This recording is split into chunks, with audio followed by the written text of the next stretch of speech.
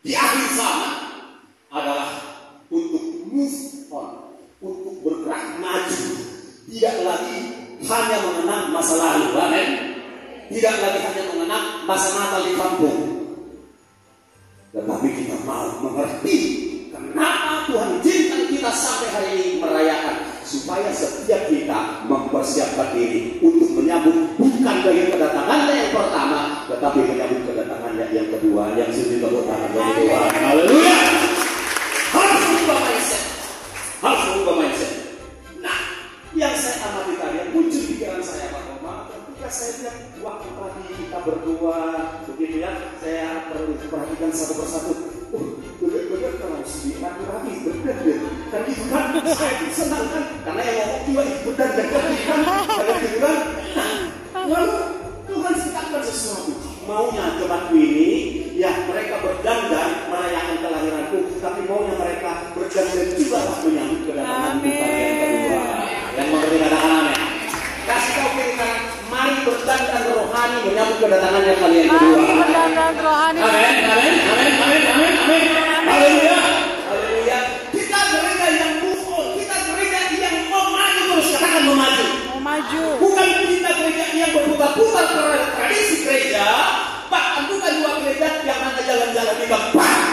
Kita bukanlah gereja almanak yang mengulang-ulang, bulan 1, bulan apa, bulan 2, bulan apa, sampai bulan Desember, no.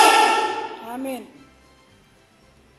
Tetapi kita gereja sesungguhnya gereja yang move on, terus bergerak terus ke depan. Amin. Menyambut kedatangan Tuhan. Haleluya. Jadi ini mesti kita kunci dulu pikiran kita. Kita pakai dulu supaya mindset kita tidak lagi terombang-ambing dalam perayaan. Lalu yang berikutnya, saudaraku yang dikasihi oleh Tuhan Yesus Kristus, lewat tema kita malam hari ini. Ayo, apa tema kita malam hari ini? 1, 2, 3.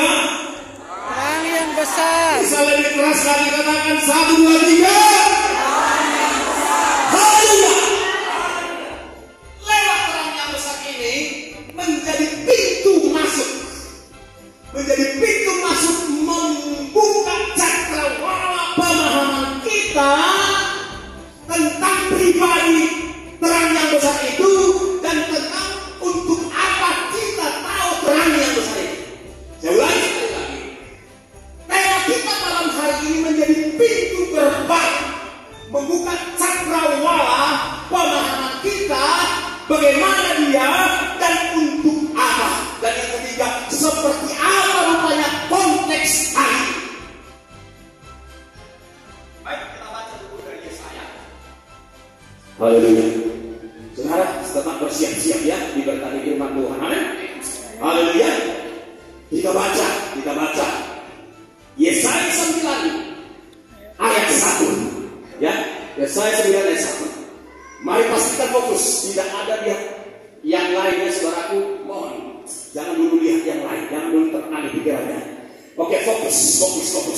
Kalau saudaraku tidak bawa kita, lihat di sebelah, ya, lihat di sebelah. Gak usah malu-malu.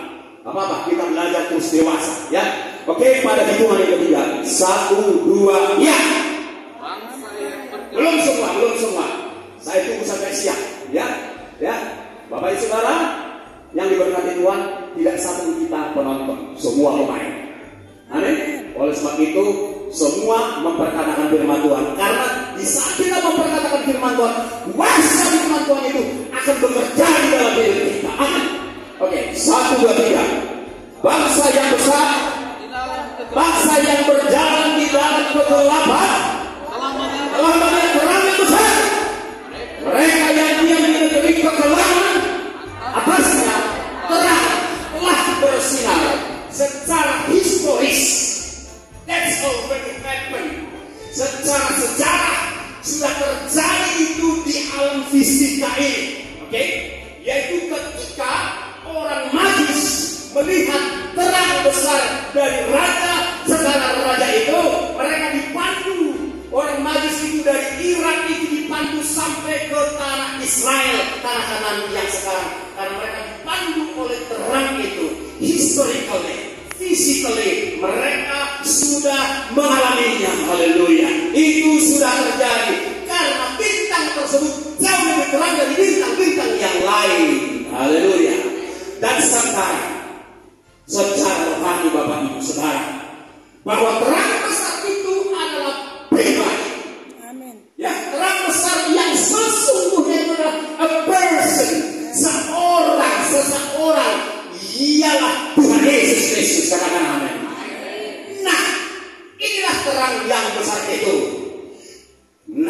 sekarang Bapak Ibu Saudara, kita melihat di zaman itu dikatakan bangsa yang berjalan di dalam kegelapan. Jadi bukan gelap, tidak ada cahaya bulan dan matahari, tidak. Tetapi waktu itu pun karena mereka belum berjumpa dengan pribadi sang terang besar itu, maka mereka hidup di dalam kegelapan.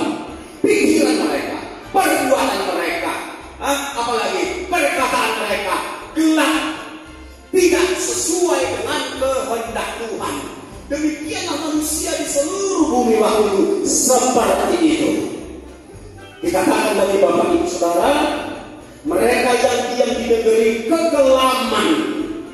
Waktu itu hampir semua negeri itu kelam. Kelamnya seperti apa?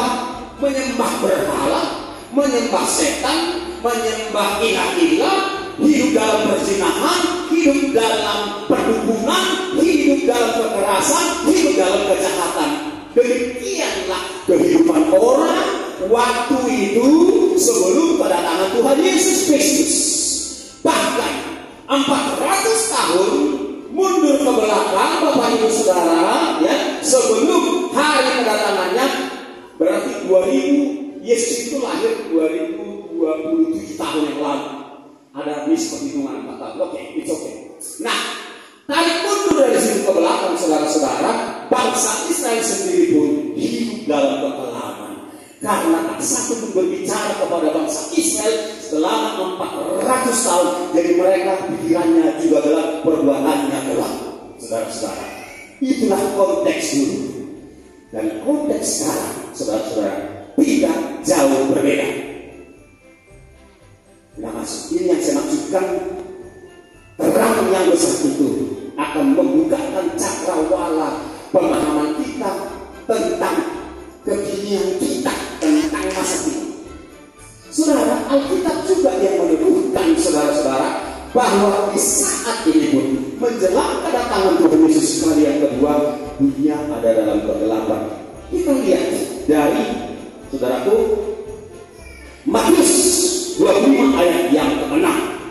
Ya, Matius 25 itu berbicara tentang menjelang kedatangan Tuhan Yesus Kristus. Waktu tengah malam terdengarlah suara yang berseru, mempelai datang, sok-sok lagi. Semua membaca, semua fokus,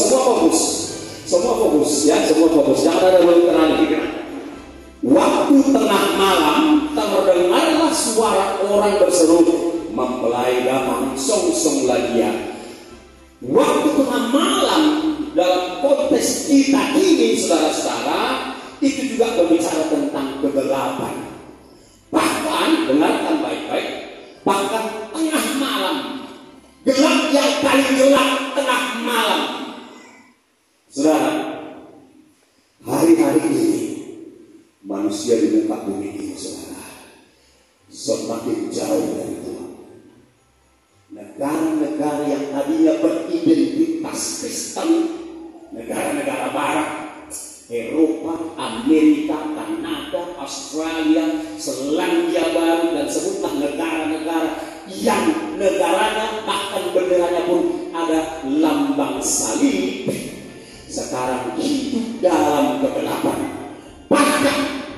Bahkan negara-negara yang tadinya adalah beridentitas Kristen, ya, sekarang malah mereka berada di barisan terdepan untuk menggelapkan dunia ini, untuk membuat dunia ini gelap. Saudaraku, kepala-kepala negara-negara Barat justru mereka pelopor daripada perbuatan-perbuatan yang benar-benar gelap. Sebutlah misalnya LGBT, ya, itu mereka justru pelopornya, saudara-saudara. Justru negara-negara, katakanlah Timur Tengah dan katakanlah sejumlah negara Asia, bahkan negara Soviet Rusia itu malah masih mempertahankan dua gender saya, laki dan perempuan.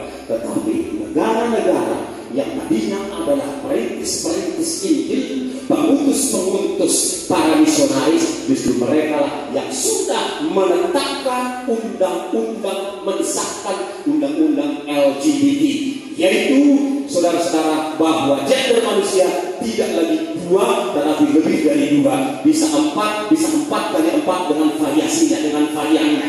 Ada negara tertentu di Eropa bahwa mereka mengakui 4 kali 4 varian gender. Haleluya. Artinya apa? Sekarang itu dianggap sah, jadi banci sah, jadi pembunuh sah, homoseks sah, lesbian sah, atau biseks sah. Bisa kawin dengan laki-laki pada waktu yang sama, kawin dengan perempuan pada waktu yang sama. Bisa juga saudara-saudara dianggap sah melakukan hubungan dengan anak-anak yang namanya pedofilia dan seterusnya. Dan siapa yang melanggar ini dianggap melanggar hak asasi. Saudara, gereja yang konservatif yang setia kepada standar kebenaran firman Allah yang tak berubah dianggap dituduh oleh mereka adalah melawan, menantang hak asasi manusia. Jadi Bapak Ibu Saudara, sudah tidak ada lagi norma hari-hari ini. Ini malam yang paling gelap, saudara-saudara. Tidak ada lagi kebenaran. Kebenaran itu salah hari ini. Yang salah itu yang benar hari-hari ini, saudara-saudara. Karena mereka percaya, saudara-saudara, konsep Allah maha hadir, saudara-saudara. Maka berarti itu Allah ada di dalam bunga. Kau bisa ngaku dari bunga, di situ ada Tuhan. Kau bisa ngaku dari anjing, di situ ada Tuhan. Karena Dia maha hadir. Engkau bisa apa saja, ngaku apa saja, begitu ya. Begitu ya. Saudara, teman ya, sahabat dari Pak Roma kemarin share tentang hal itu, saudara-saudara. Jadi demikianlah hari ini kebenaran itu. Anda, saya hidup di zaman itu. Kita tidak sedang baik-baik saja. Yang saya katakan amin. Amin. Saya bilang lagi, saudara dan saya tidak dalam keadaan normal lagi, saudara-saudara. Itu dari segi moral, itu menggenapi 2 Timotius 3 ayat 1 sampai 5. Haleluya, haleluya. Jadi apa yang kini sedang terjadi? No wonder, lah usah heran karena engkau Alkitab itu adalah menggenapi segala nubuat yang ada di dalam Alkitab. Haleluya. Dan saudara dan saya tidak kaget, tapi saudara dan saya sungguh mempersiapkan diri, berdandan secara rohani, menjaga kekudusan saudara-saudara, supaya ketika masa pengangkatan gereja itu terjadi, saudara didapati sedang berpakaian suci, saudara sedang menggunakan pakaian lenan, yaitu perbuatan sucimu sehari-hari. Katakan amin. Itulah konteks daripada tema ini, Bapak Ibu Saudara. Jadi tema malam ini terang yang besar, tidak sekedar membuat kita euforia di hari Natal ini. Yes, kan kita bersukacita, tetapi tidak berhenti hanya bersukacita di gedung ini. Tetapi kita harus sungguh-sungguh mengetahui zaman ini seperti apa dan aku harus seperti apa. Amin.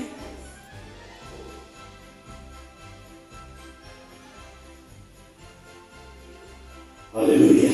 Waktu pengamanan berdengar suara orang berseru mempelai datang, song-song lagi. Apa yang terjadi hari ini? Mulai hari ini sedang terjadi. Orang Kristen yang tidak dipenuhi dengan terang besar itu akan santai-santai saja, akan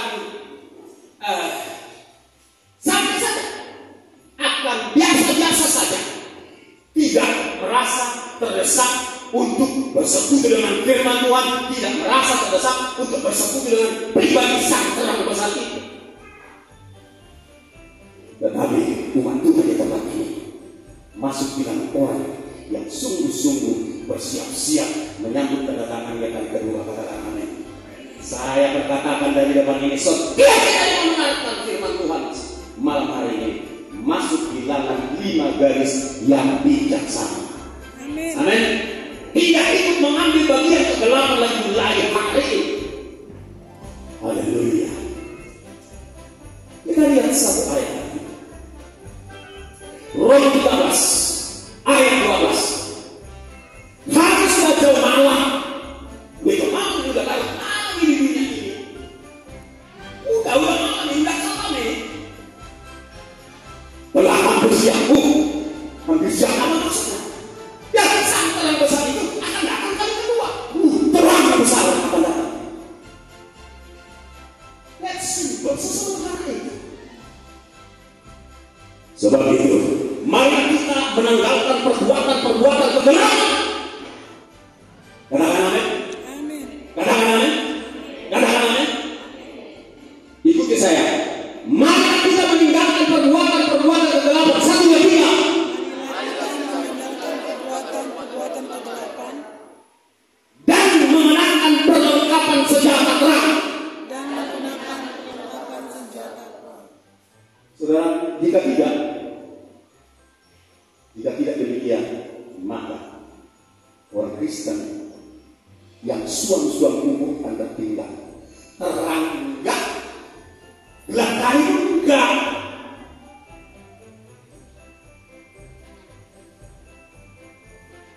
Ini akan tertinggal. Tuhan Yesus berkata di dalam kitab Wahyu, orang yang suam-suam hukum akan kubuntahkan. Pastikan teguran firman Tuhan yang datang menusuk jantungmu malam hari ini membuat engkau sungguh-sungguh siap, membuat engkau sungguh-sungguh berbeda mulai malam hari ini, membuat engkau totalitas. Amin. Pastikan saudara tidak menjadi orang Kristen yang fake, F-A-K-E, palsu. Pastikan bukan Kristen yang sejati. Haleluya. Haleluya. Karena yang akan masuk dalam pesta perjamuan anak domba Allah adalah orang-orang Kristen sejati. Haleluya. Haleluya. Haleluya. Haleluya. Pastikan engkau terang untuk terang. Amin. Jangan abu-abu. Haleluya. Melalui perbuatanmu, melalui pikiranmu. Jangan lagi ada zona abu-abu di dalam pikiran, di dalam perbuatan, dalam hatimu. Amin, saudaraku. Yang setuju tepuk tangan untuk Tuhan. Haleluya. Saya sudah hampir selesai. Saya mau ulangi sedikit lagi, saudara, bahwa memang hari-hari ini kita sedang hidup di dalam kekelaman di mana kita. Pertanyaannya untuk apa tema yang dahsyat? Haleluya. Jawabannya sederhana. Karena begitu besarnya kegelapan hari-hari ini, lebih gelap di zaman kedatangan Yesus kali yang pertama, maka kita membutuhkan terang yang besar. Amin. Let's answer. Tadi saya tanya sama Roh Kudus. Saya sudah siapkan ini sekitar 2 minggu yang lalu. Tadi saya mempersiapkannya hanya materi. Tetapi saya tanya Roh Kudus, apa yang kau mesti lakukan dari sini? Ayo. Jawab. Sederhana. Karena kegelapan Roh Kudus tadi bilang di hati saya. Karena saya bertanya, saya tidak tahu aku. Karena tidak mempersiapkan. Apa yang terbesar? Apakah aku jelaskan secara teologis? Secara akademik? Wah, saya berkata dalam jalan. Tapi apa kewahyuan Tuhan tentang tema kami malam hari ini? Roh Kudus katakan sederhana. Karena kegelapan itu juga semakin besar belanja dunia ini, maka engkau semakin tempat ini orang-orang percaya butuh terang yang besar, yang seluruh amin, yang mau dia bertahan bagi Tuhan.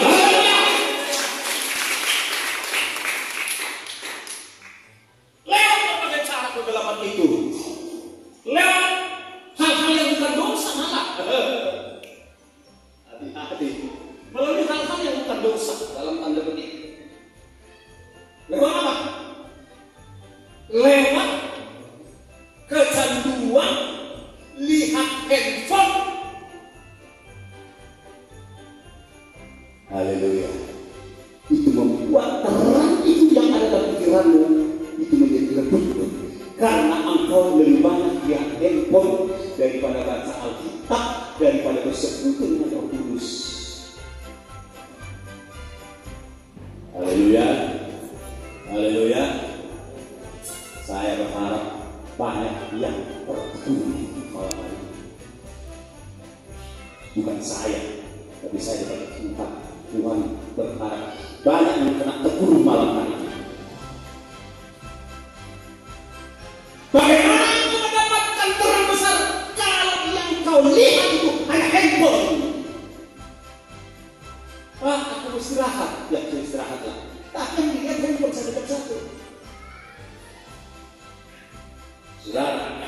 tidak ada yang kebal dari edik itu, dari kecanduan itu.